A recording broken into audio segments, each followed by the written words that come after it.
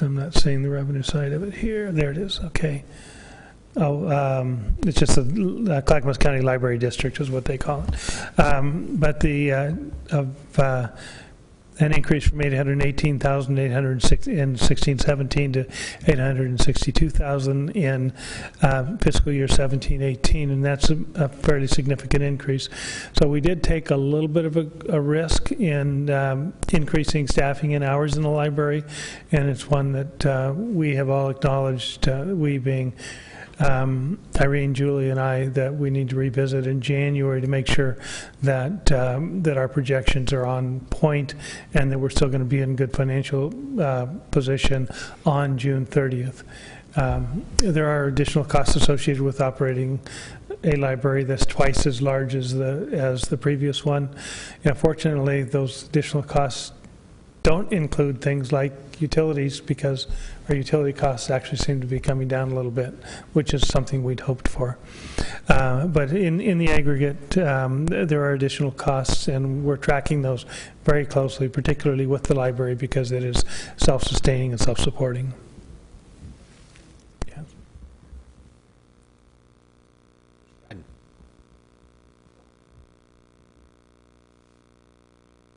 Good evening, Council and City staff. My name is Jason Padden. I'm one of the citizen members of the City Budget Committee.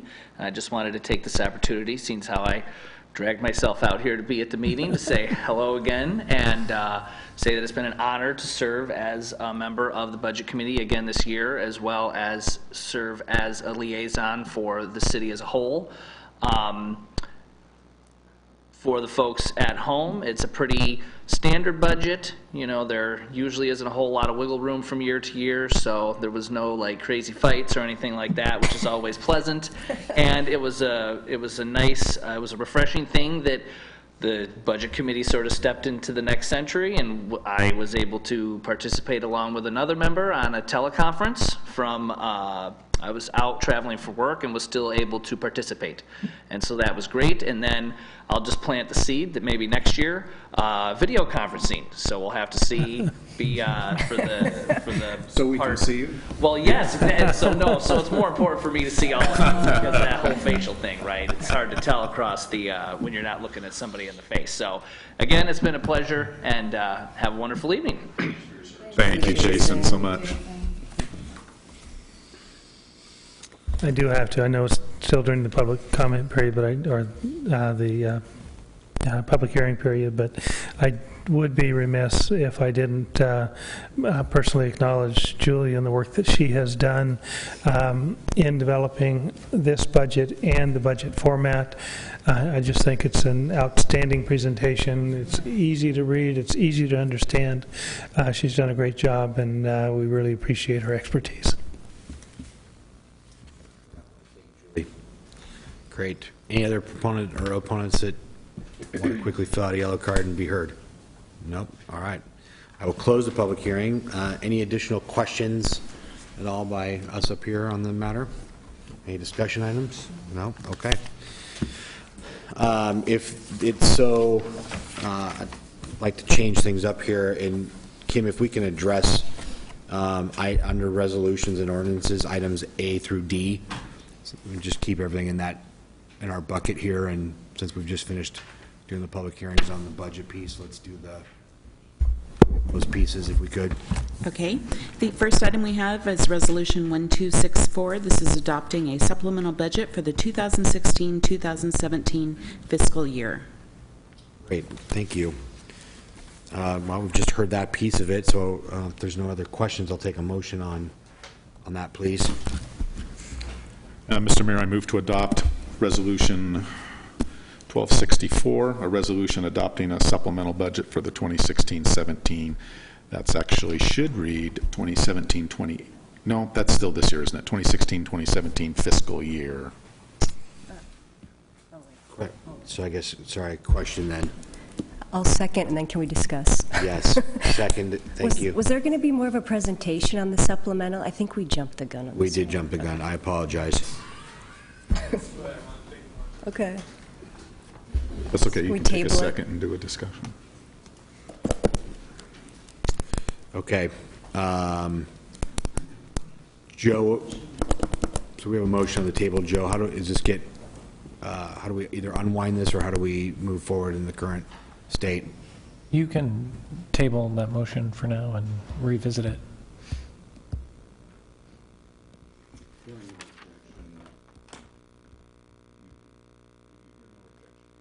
Mind tabling until, Yeah. since I've jumped out of order? I apologize. That's what I get for not reading the heading much more carefully than I did. That's what I get for ad-libbing. So, I guess we'll move into B then. Okay, the next item we have is Resolution 1265. This is verifying the city has met requirements to receive state shared revenue money. Thank you, Kim. Motion, please. I move to adopt Resolution 1265, a resolution verifying that the City of Canby has met the requirements to receive state-shared revenue money. Thank you. Second. Motion made by Councilor Spoon and seconded by Councilor Height to approve Resolution 1265, a resolution verifying that the City of Canby has met the requirements to receive state shared revenue money. Any other discussion or questions? No? All those in favor? Aye. Anyone opposed? Carries 5-0. The next item we have is Resolution 1266. This is declaring the city's election to receive state revenue for the 2017-2018 fiscal year. Mayor, I move to adopt Resolution 1265, a resolution verifying that the City of Canby has met the requirements to receive state shared revenue money.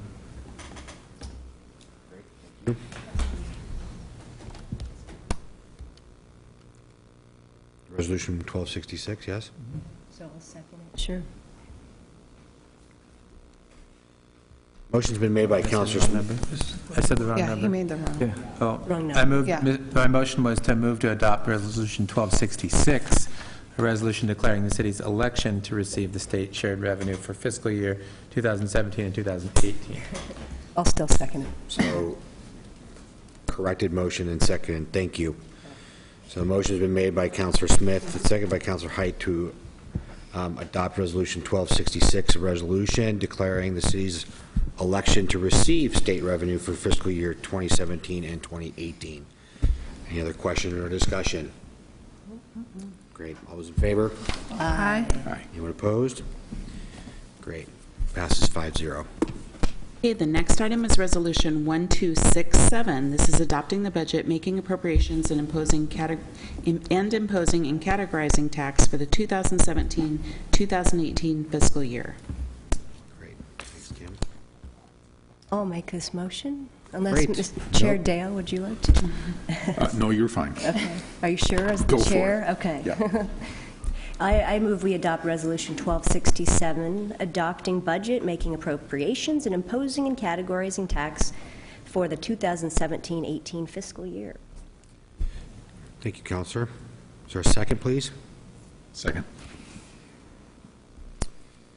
Motion's been made by Councilor Height and seconded by Council President Dale to approve Resolution 1267, adopting the budget, making appropriations, and imposing and categorizing tax for the 2017-2018 fiscal year. All those in favor?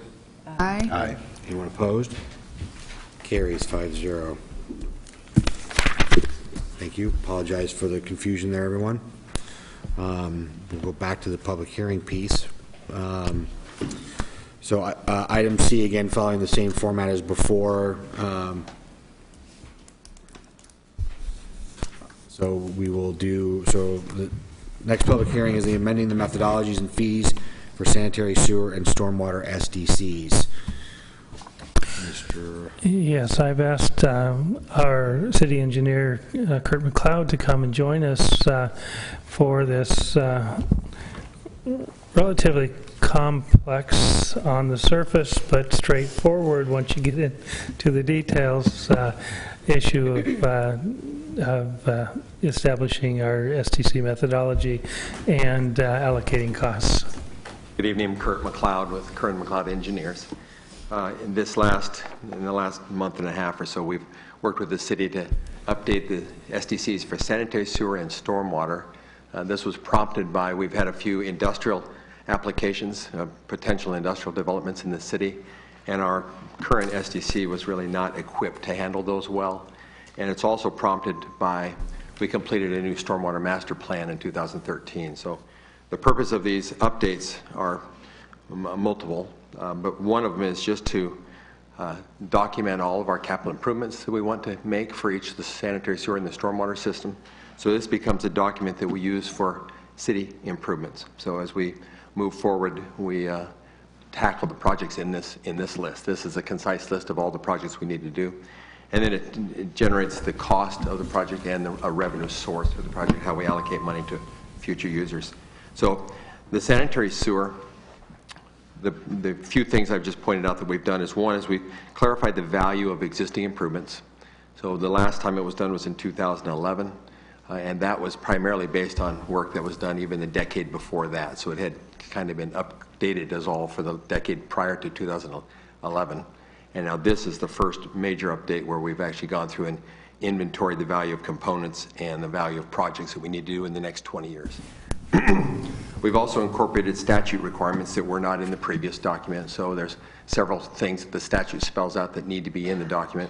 Now they're spelled out. So if there's credit provisions, for example, or appeal process, and administration requirements. So in the previous SDC, we had no provision for administration of the SDC program, and now we're adopting administration costs as part of the fees that we're going to charge.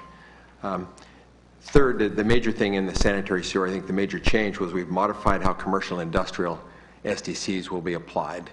So prior to this, we have just used, which very typical in the industry, we use a water meter size, and it's based on the relative capacity of water meters. So we just find out what's the capacity of a 3/4 inch meter, a single family residential, and what's the capacity of a 3-inch meter that's used for industry. But the problem with that is we allocate the costs of a sewer system based on average flow. And the average flow of a residential meter is about 1% of the meter capacity. And yet, all industry, they have demands, they know what their demands are, they size their meter for the demands. So you could have a meter that's actually used up to 100% of its capacity. So it makes a major disparity in allocating costs. So what it does is an industry isn't charged nearly the amount of the impact that the industry has on the system. So that's probably the largest change we've made in this current SDC is we've modified the allocation. So instead of being just a relative meter size, we're basing it on average waste contribution. So we know the numbers because of our field data that we collect. We know the numbers for single-family residential. We use that as the basis for what we charge one equivalent dwelling unit. So when an industry comes to town, they have to estimate their flows. We divide that by what we get out of one single-family residential, and that's the number of SDCs they have to pay. Substantially different, like on an order of magnitude different than what they have been in the past. So, and then the summary of all of that is that the fee for sanitary sewer, this is, I guess, to stress the fact that this is really just a housekeeping item that we're doing. The fee is reduced, so we're proposing reducing the fee by about 6% this year. So last year's fee was $28.96. This year we're proposing the fee be $2,709 per single-family equivalent dwelling unit. Pretty fun stuff, huh? Okay, now we'll move on to stormwater. No questions on sanitary sewer. Sanitary sewer is the major revenue for our system development charge. Stormwater is a very minor fee. I mentioned in 2013 we completed a stormwater master plan.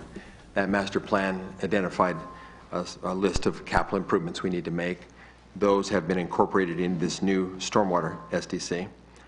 The existing SDC did not have a reimbursement fee, so we weren't charging any new connections for any investment that we have made into our system relative to stormwater.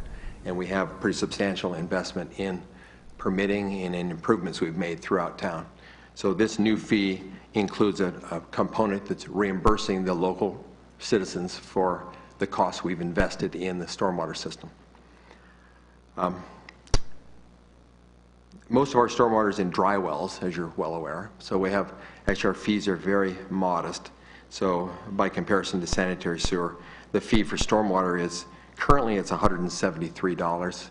We're proposing a 36% increase, which sounds substantial, but it takes it to $236. So still very modest fee. So with that, tonight is just a public hearing to take testimony if people have concerns or questions about the SDC, and then adoption. The statute permits us to actually adopt the SDC without a hearing. We're being conservative to have a hearing.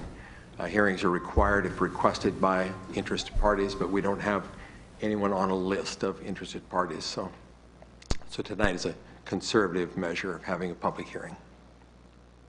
Mr. Mayor? Yes, sir. Do you have any, feedback from folks that are paying these developers, home builders, that kind of thing? I know in Clackamas County, particularly Oregon City, some parts of Marion County, people are definitely complaining about the SDCs. I haven't heard, offhand from people around here whether the builders and developers think they're too high, or they think they're reasonable, or. Not heard that at all, and I'm in pretty close contact with a lot of developers in town. Most everyone treats it as a cost of doing business. I think our fees are very modest. They're not on the high end. I didn't bring a summary of the fees, but the League of Oregon City publishes a list of fees, but I have not heard that about Canby's development cost.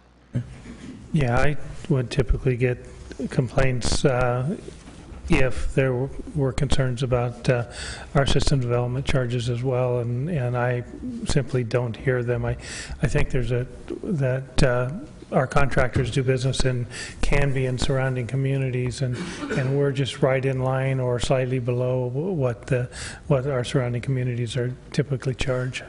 A lot of times, isn't it, I hear the complaints most of the time when it's a landowner that's actually developing themselves and building or something like that themselves, rather than somebody that's doing it as an investment and then just passing it along in the final sale price. So that could play in too.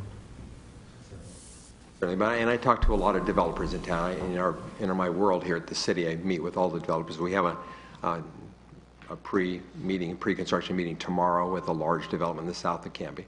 But I hear that from the developers, the owners. I hear it from the engineers, but I do not hear and recognize this fee's been in place now for 5 years. So I have not heard any complaints about Canby's SDCs. Sarah, thank you. Can I just first get clarification to make sure I heard it correctly? That despite the fact that we aren't hearing complaints, did I understand that we're reducing our system development charge by 6%? Yes. And is there a reason that was there a catalyst for that? Or if our fees are in line or below, is there a reason we're reducing them by 6%? The main reason we did this was housekeeping, just to make sure that our SDC is defensible. So I think what we had before was much more difficult to understand where the dollars came from. So what we've done is a complete summary of all of the value of our existing improvements. So when we did that, that's where we came up with the fee. So the fee we have now is something that we can substantiate any component of the fee. Prior to this, it's difficult to substantiate the fee.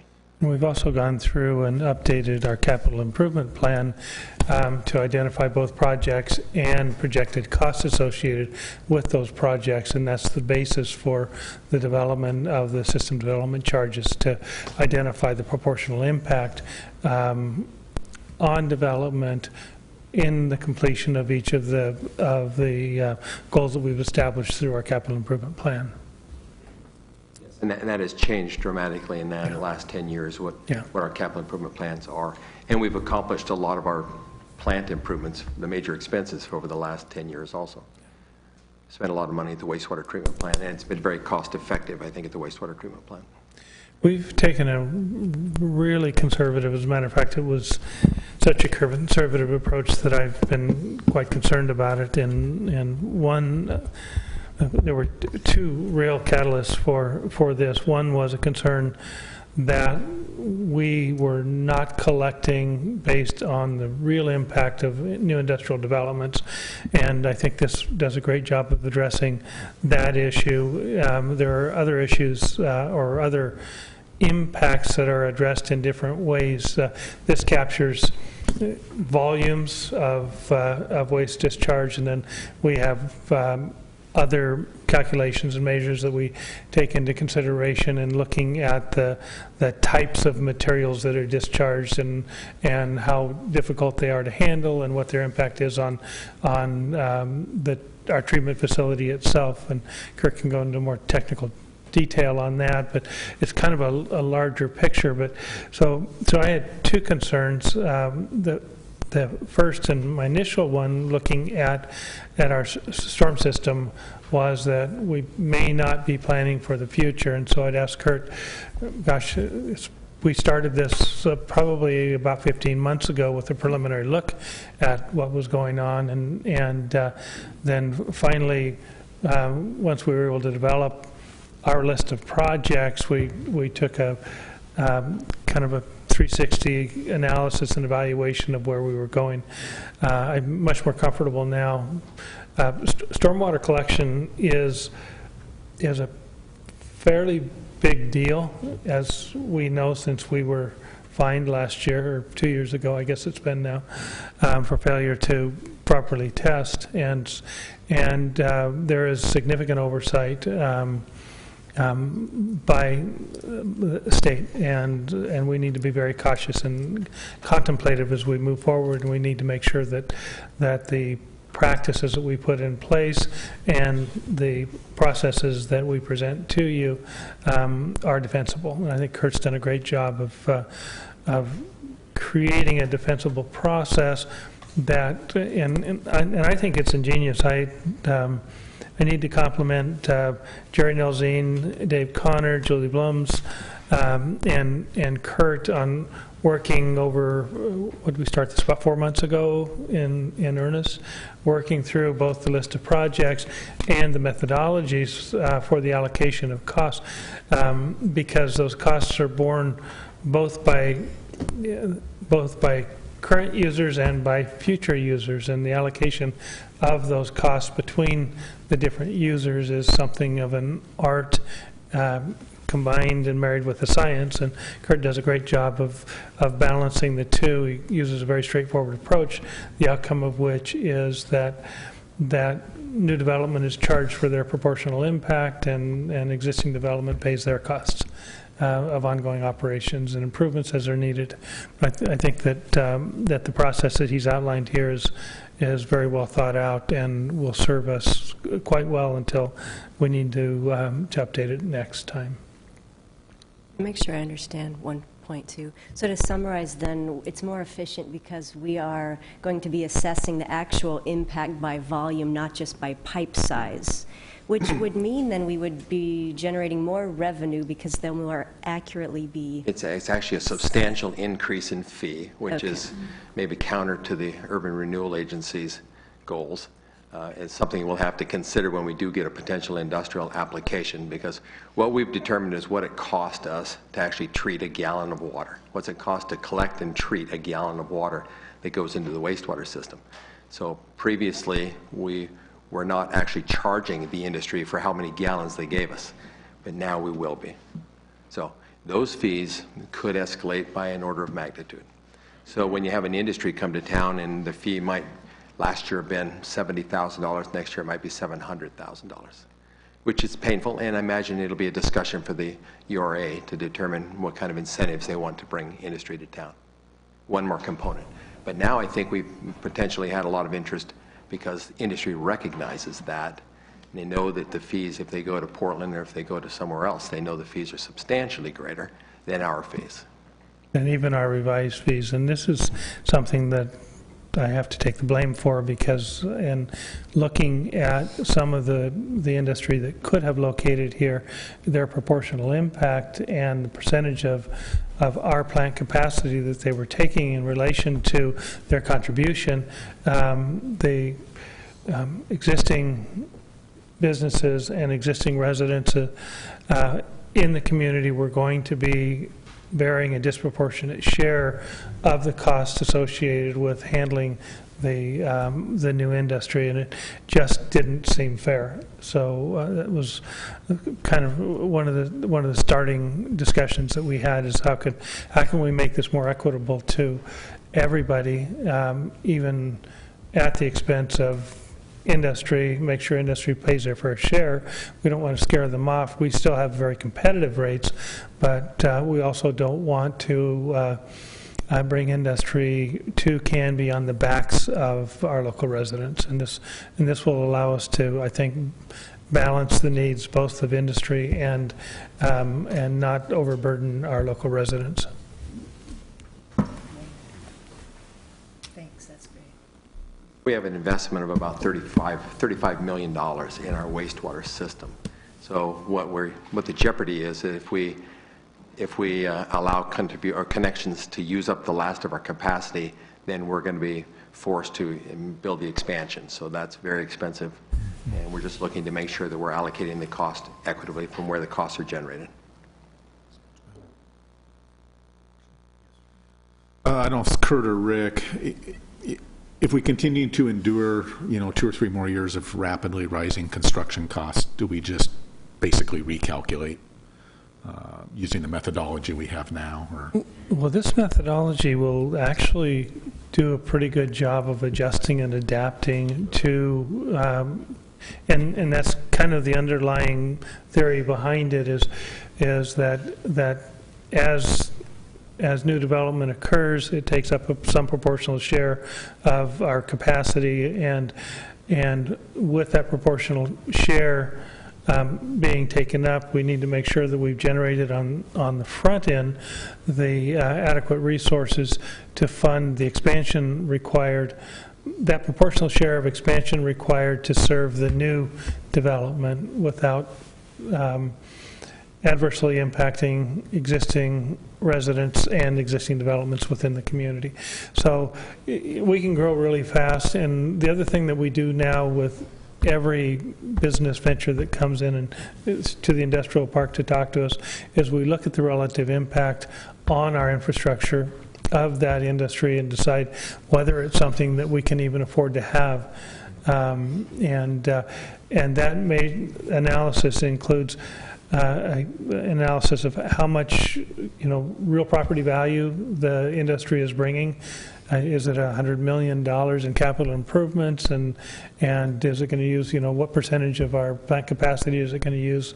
Because $100 million of taxable capital improvements makes a significant difference in quality of life of people in this community. So those are the types of decisions that have to be made. But each time a new industry comes in, we work with our engineer, we work with the industry to understand the type of discharge that will be going into our wastewater facility.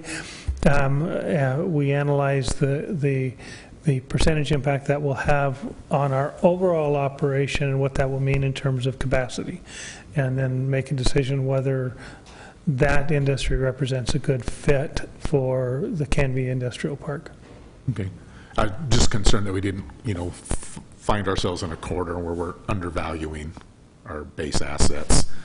If you get not anymore. I think the way we were approaching this before, using EDUs based on residential use, I think that we were, but we still do use EDUs, equivalent dwelling unit, okay. But we use them based on a substantial multiplier now that calculates what the systems development charge will be and establishes it in proportion to what the impact is going to be. Thanks, Rick. If I can add a couple of comments quick. The purpose of this is to be totally independent of population growth. So we can have rapid population growth. We collect money quicker. We pay expenses quicker. We have very slow growth. We collect money very slow, but the need for these improvements then is protracted.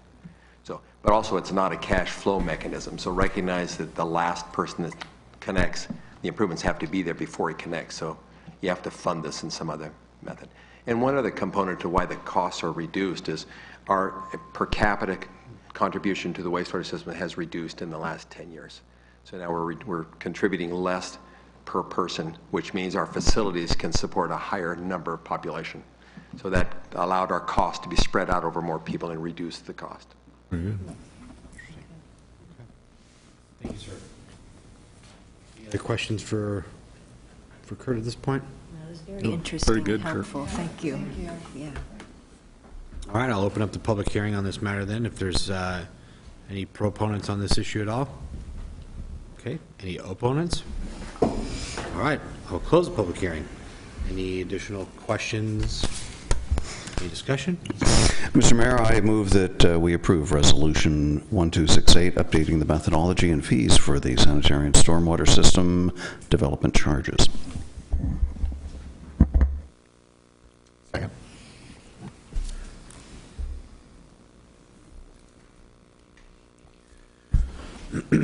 Motion's been made by Councilor Parker and seconded by Councilor Dale to approve Resolution 1268, updating the methodology and fees for the sanitary stormwater system development charges. Any other questions or comments? Discussion? No? All those in favor? Aye. Anyone opposed? Carries 5-0. Great. Thank you. You still have Resolution 1264, adopting a supplemental budget for the 2016-2017 fiscal year. A motion was on the table. Thank you. We want to address that in terms of, Julie, do we have a presentation or just some updates in terms of what that is, that in case motions need to be amended? There's two items in the supplemental budget.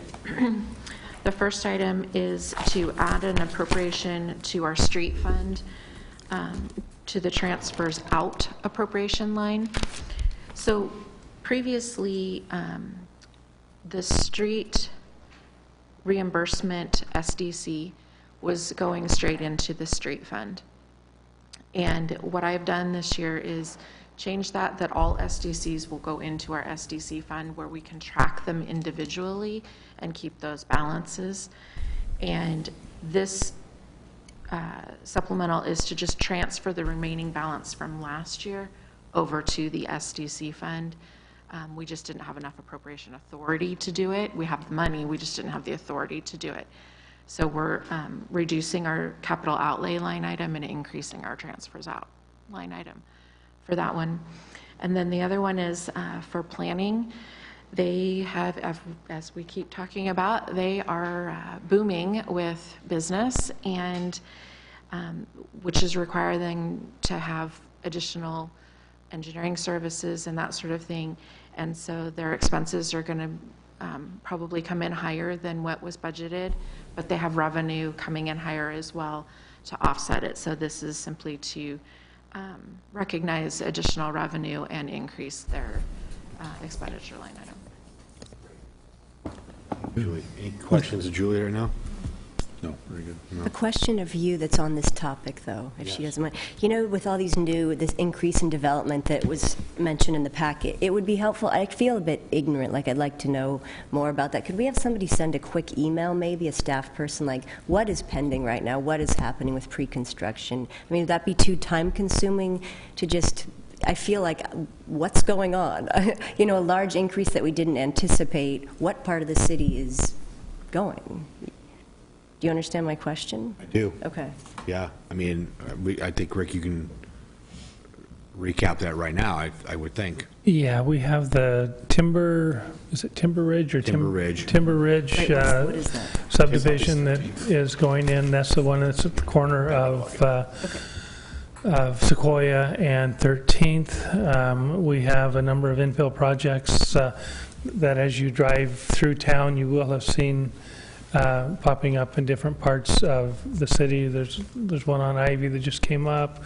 We've got a new subdivision on, if I remember right, it's like 6 or 7 units on just off Territorial. We have the apartment complex that is going in at Territorial near the logging trail. That's the multifamily apartment complex. Emerald Phase 3 is still going. Emerald Phase, yes. Densmore is still Densmore is still going. And those are all, yeah. And those we kind of take a wild guess, but we're never quite sure. The commercial development that happened, that's just opened up on Highway 99. I don't want to plug it. The one next to the fast food restaurant down on Highway 99. I think, was it Jimmy John's and... I was just saying, are you talking about Jimmy John's, T-Mobile, and Pizza Those are Pizza? the ones, yes. You're allowed to say those names, it's okay. As long as you don't own it. Yeah, I don't know. yeah, Or profit. yeah, yeah. Yeah. Are they giving you free sandwiches for plugging Jimmy John's? Is that They what may you're now. afraid of? They may now, yeah. That's after the fact. So how many The answer times is can we no, say they Pizza won't. Schmizza for Dear Joe. No, it's joking. He just said no, So they those won't. are, It's not funny. That's right. yeah, those are the highlights of the projects that are going on now that were not anticipated to be at this stage, that may have required additional engineering or additional costs for follow-up work, professional work that would have to be done. We do recover costs on that, and so we underestimated what the level of activity would be, and this just fills in that gap.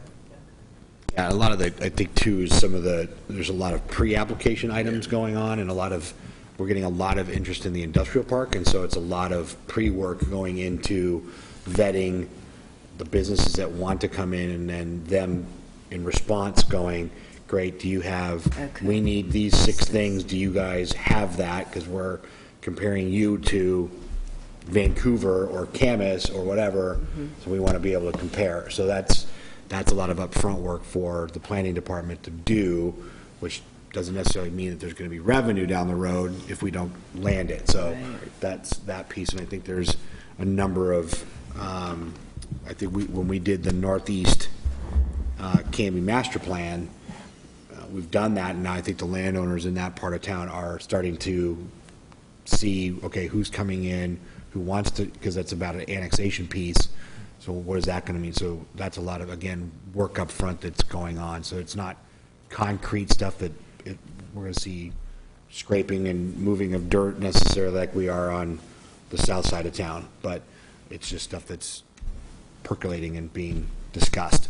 But that's still a lot of staff time on Brian and them. So that's what I think we're addressing here by those costs. Did I capture that okay? You did. Okay.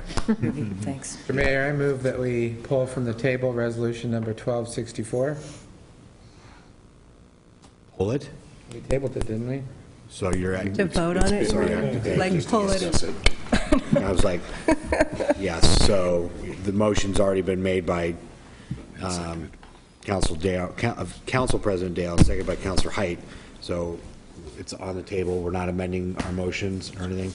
Great. All those in favor? Aye. Anyone opposed? Great. That finally passes 5-0. Moving to the next resolution. The next item we have is Resolution 1269. This is amending the cable television franchise agreement between the City of Canby and Canby Telephone Association, DBA Direct Link. And I would ask that the council also consider kind of in the same moment Resolution 1270, because they are virtually identical. They're just 2 different companies that do the same cable, or have the same cable franchise hope, which is to extend what they're currently doing for 3 years. And Jim Hunsaker is here. Did you want to say anything? We didn't have anything to add to the council. If there are questions, the direct link or Canby Telephone can answer those. Yeah. Hi, Paul. So, as the council knows, we do have franchisees that exist in our public rights of way, and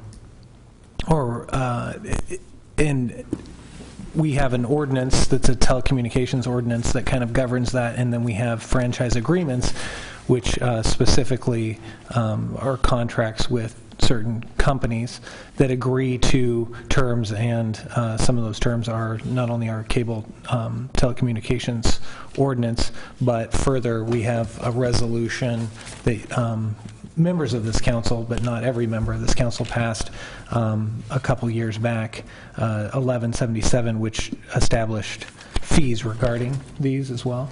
And so all of these are governing these relationships that we have with, in this instance, 2 cable companies who run cable through our ground. And so state statute allows us to charge them a certain percentage of their gross revenues, 7%, for being in the ground, because when you're in the city right away, that belongs to the people of the city of Canby, and not only is that, something that we're in charge of, but we're also, have the responsibility of